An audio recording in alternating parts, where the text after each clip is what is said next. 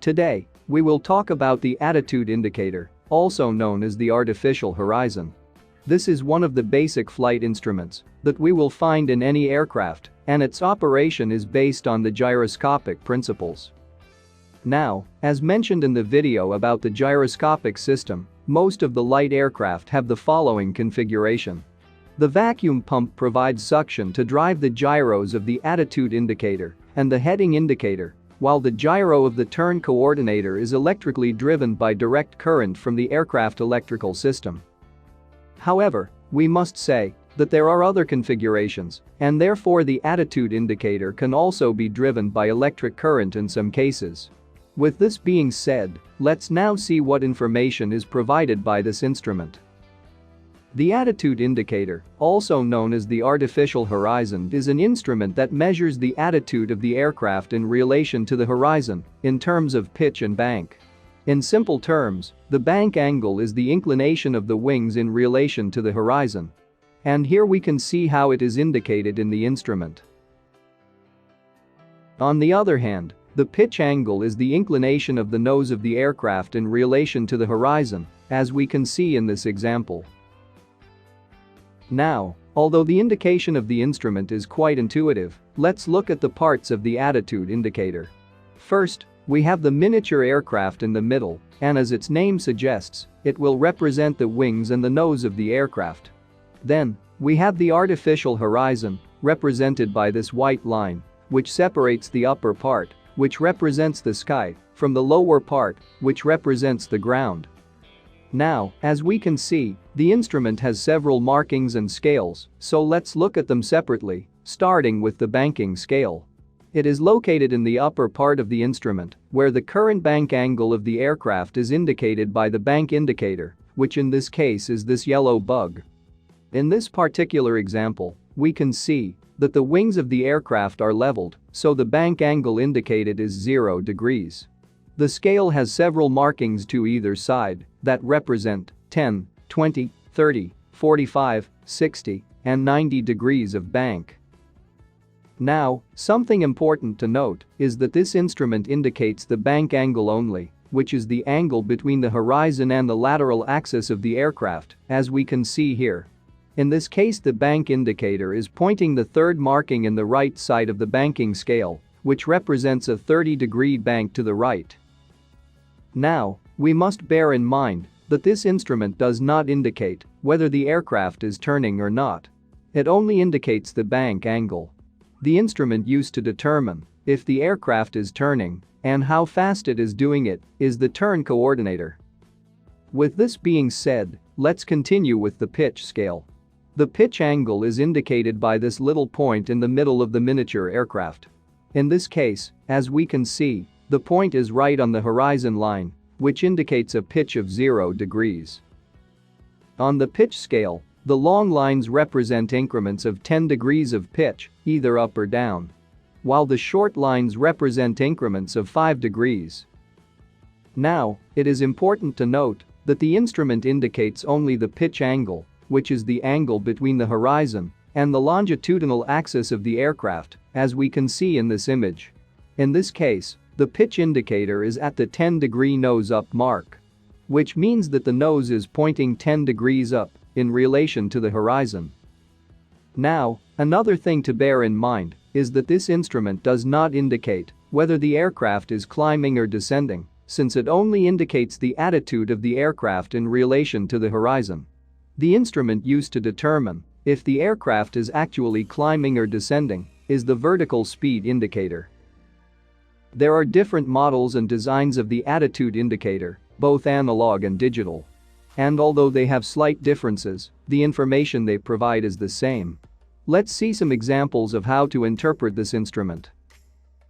In this case, the instrument is indicating a pitch of 0 degrees and a bank angle of 18 degrees to the left.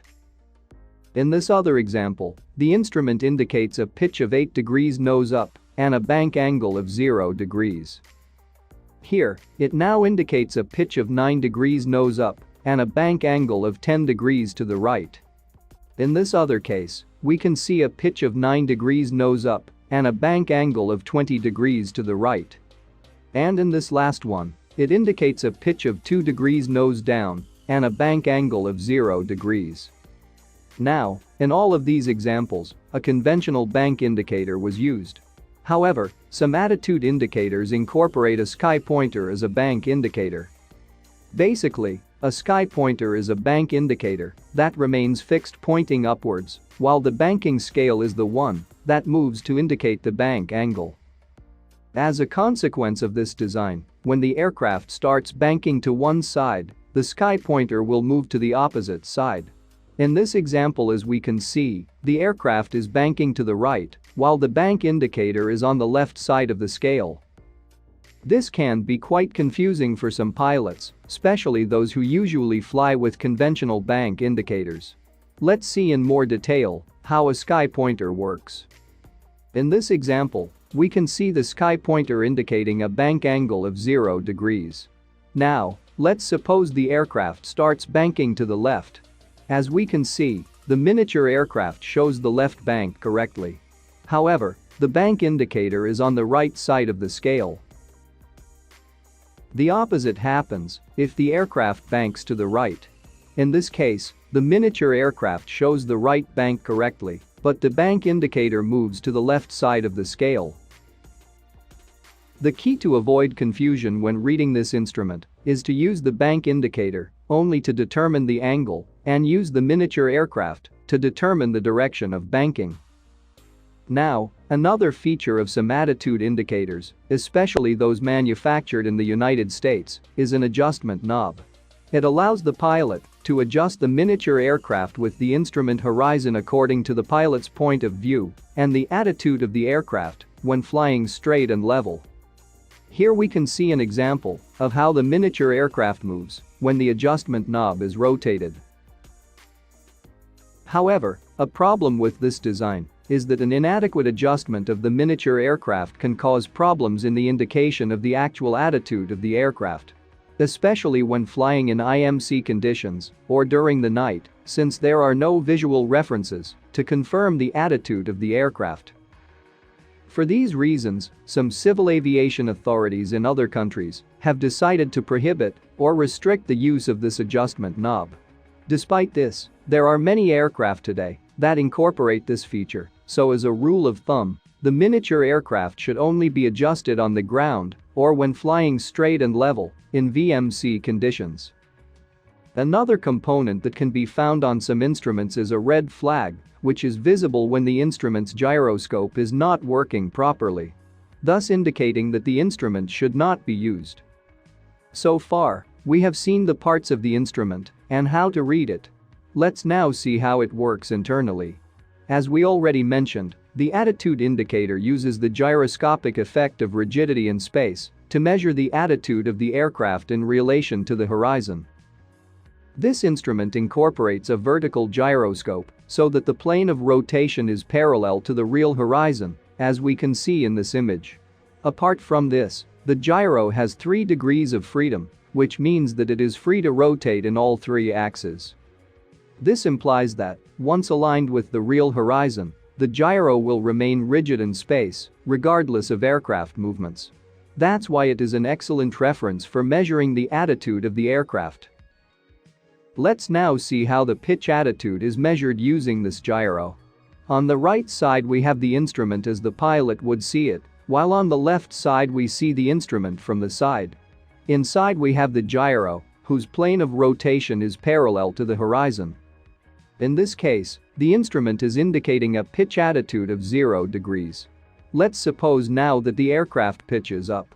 In this case, both the aircraft and the instrument will pitch up, while the gyro will remain rigid in space, aligned with the horizon. This way, the instrument can measure and show the current pitch attitude of 15 degrees nose up.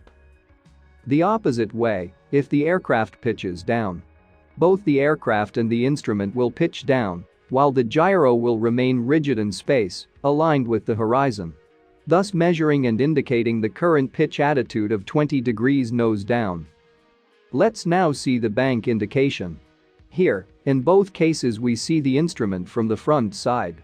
Inside we have the gyro with the plane of rotation aligned with the horizon. In this case, if the aircraft starts banking to the right, both the aircraft and the instrument bank to the right, while the gyro remains rigid in space, allowing to measure and indicate the current bank angle of 30 degrees. An additional fact regarding this example is that the bank indicator is a sky pointer, so although the aircraft banks to the right, the indicator is on the left side of the scale. Now, the opposite happens if the aircraft banks to the left. In this case, both the aircraft and the instrument will bank to the left, while the gyro remains rigid in space, aligned with the horizon, thus allowing to measure and indicate the current bank angle of 30 degrees. Now, although this instrument is very useful for determining pitch and bank attitude quickly and accurately, it has some limitations.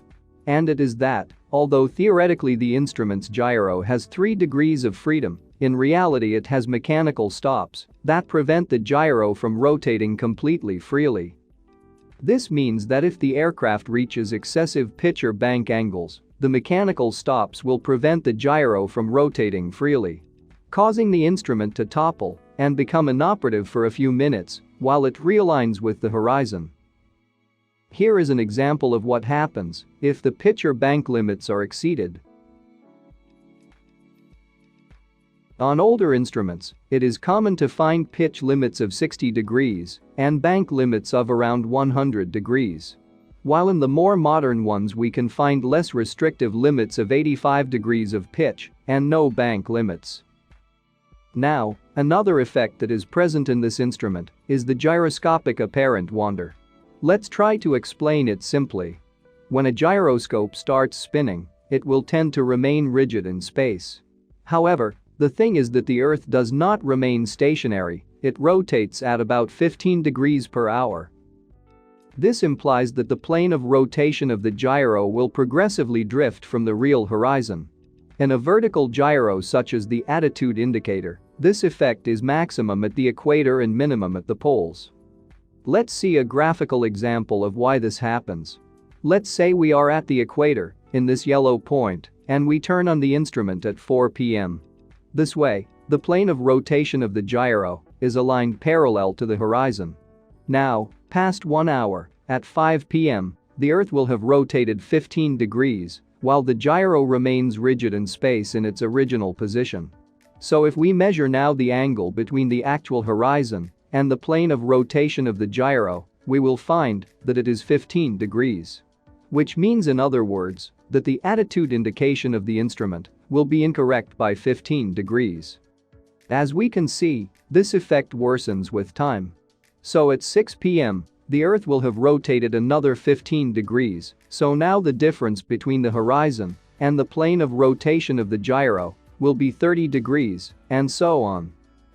It is therefore important that the plane of rotation of the gyro realigns itself constantly so it remains parallel to the horizon.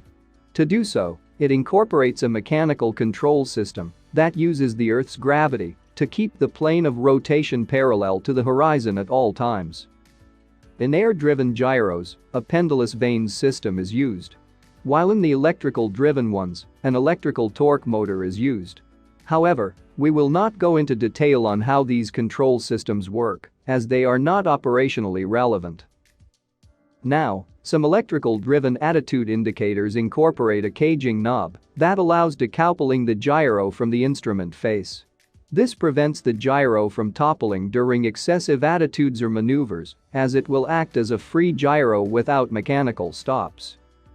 This knob is also used to quickly realign the gyro with the horizon in case it is toppled. However, this procedure should only be done in straight and level flight or on the ground to ensure an adequate alignment. I hope the information presented in this video was useful. If so, don't forget to share, like, subscribe, and leave a comment down below. Thanks for watching.